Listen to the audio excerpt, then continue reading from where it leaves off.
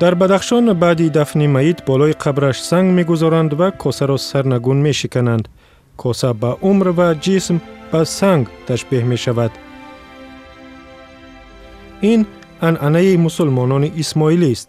از عنعنات مردم آریایی است که اسلامی شده است. نشانی زندگی بعد از مرگ است. بالای گور اینچنین میوه و خوردنی میگذارند.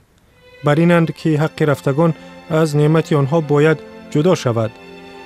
این کاسه سرنگون را از آبی که بعد از شستن میت باقی میماند پر میکنند. بعد از پوشانیدن گور آب را بالای قبر میپاشند.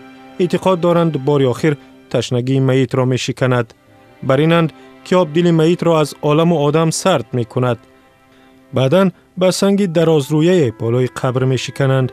سنگ را عوض کننده جسم میت میگویند. اگر او مرد باشد سنگی دراز را به طور عمودی میگذارند. برای زن 3 سنگ را میخوابانند در شکل حرف پ که خانه را به یاد میآورد. به معنی آن است که زن حامی خاندان است.